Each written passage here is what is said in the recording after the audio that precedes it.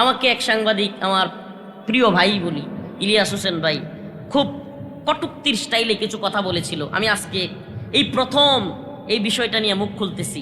আমি কেন ওই দিন টকশুতে বা তার সাথে, টকশু ছিল না ওইটা আসলে আমাদের দুই মাজলুম ভাই আসিফ আদনান এবং জাকারিয়া মাসুদ, তাদের নামে জঙ্গি ট্যাগ দেওয়ার কারণে ওনার সাথে আমার খুব ভালো সম্পর্ক ছিল, ইলিয়াস ভাইয়ের সাথে ফোনে, যে ভাই এটা নিয়ে একটু কথা বলা দরকার, আবারও জঙ্গি নাটক শুরু হয়ে গেছে। তো এই বিষয়ে কথা বলতে গিয়ে উনি একটা অন্য সাইটে চলে গেছিল, এটা কোনো টকশু ছিল না। তো আমি কেন ওই দিন প্রতিবাদ জানাই নাই, আজকে বলেই ফেলি। আমি এই প্রথম কথাটা বলতেছি, কারণ কি জানেন, এই সাংবাদিক ইলিয়াস ভাই আমাদের ফারাবি নাম শুনছেন আপনারা, তার মুক্তিতে কি পরিমাণ অবদান রাখছে, অনেক চেষ্টা করছে। শুধু ফারাবি না, আরো অন্যান্য মাজলুম যারা আলেম ছিল, শেখ জসিমউদ্দিন রহমানী সহ আরো যারা ছিল, ওনাদের মুক্তির জন্য এই বান্দা চেষ্টা করে। এই জন্য আমি আসলে ওই টকশুতে তাকে বিরুদ্ধে নিয়ে আমি চাইলেই তাকে দাঁত ভাঙা জবাব দিতে পারতাম, অনেকগুলো কথা বলতে পারতাম। সে কিন্তু একবার পরবর্তী এক লাইভে এসে এটাও বলছে যে আমি রফিক মাদানী ভাইকে মোহাব্বত করি, সে যদি আমার জুতা দিয়েও পিটাইতো আমার এতে, তবু আমি কখনোই তার বিষয়ে করতাম না। শুনছেন কিনা আপনারা?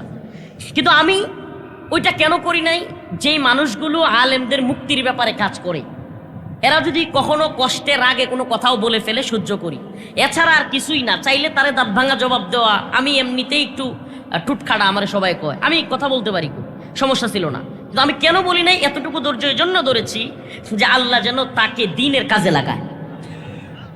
কসম করে বলতে পারবো, কাফারা দিতে হবে না। অন্তরে শুধু এই কারণটা বদ্ধমূল ছিল যে আল্লাহ তারে দ্বীনের কাজে লাগায়। আজকে আমি তার সাথে ফাইটিংয়ে চলে গেলে, তারা নিয়ে বাদানুবাদ করলে, সে হয়তো একটু অন্য মাইন্ডে চলে যাবে, হয়তো দেখা যাবে আলেমুল আমাদের সাথে একটা বাজে পরিস্থিতি তৈরি হবে।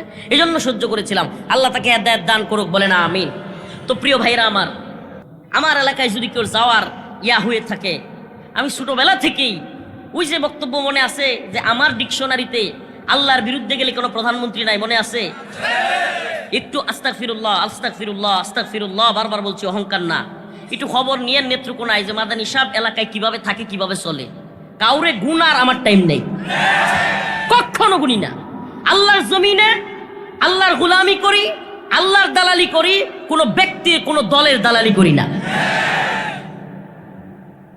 আমার কাছে আসলে যদি আপনি আল্লাহর পক্ষের হয়ে থাকেন, দ্বীনের পক্ষের হয়ে থাকেন, আসেন, ওয়েলকাম। কিন্তু শয়তানি করবেন, ভণ্ডামি করবেন, টাইম নেই। প্রিয় ভাইরা আমার, শুধু বলার জন্য বলতেছি না। নেত্রকোনায় খবর নিয়ে দেখেন, আলহামদুলিল্লাহ। আমার থানা পূর্বধলায় খবর নিয়ে দেখেন, আলহামদুলিল্লাহ। সমস্ত জুলুমের বিরুদ্ধে আমি তীব্রভাবে প্রতিবাদ করি, সে যত বড় হোক। আওয়ামী লীগের সময় আওয়ামী লীগের বড় নেতা হোক, কিংবা বর্তমান সময়ে যারা নেতৃত্ব কর্তৃত্ব দেখাতে চায়, যার কার বিরুদ্ধে অন্যায় জুলুম হইলেই আমি তাদের বিরুদ্ধে রুখে দাঁড়াই। প্রিয় ভাইরা আমার, বন্ধুগণ আমার, এতে কইরা আমি কিছু সমস্যা ফিল করতেছি। কি রে, এরা দিই সব হুজুরারে ভালো পায়, আমারে দেখতেই পারে না। কাহিনী কি? এরা সামনাসামনি খুব মহাব্বত করে দেখায়, কিন্তু আড়ালে গিয়া শুনি খালি আমার বিরুদ্ধে কি বোধ করে। কাহিনী কি? যে হুজুর, সব হুজুররা আমাদের পিছনে ঘুরে আর আমরা আমনের পিছনে ঘুরতে হয়। কাহিনী কি? মানে রাগে সহ্য করতে পারে না। কারণ আলেমদেরকে এরা ক্ষমতার মস্তদে, আলেমদেরকে এরা নেতৃত্বের আসনে দেখতে চায় না। আপনারা মোল্লা মৌলবী মানুষ, মিলাদ কিয়াম পড়াইবেন, তারপর একটু জানাজা পড়াইবেন, হাদিয়া তৌফা কিছু দিলে খুশি থাকবেন, আমার বাপ মার লাগি দোয়া করাইবেন। আপনারা আবার নেতৃত্ব, আরে আপনারা বুঝেনটা কি কয় না?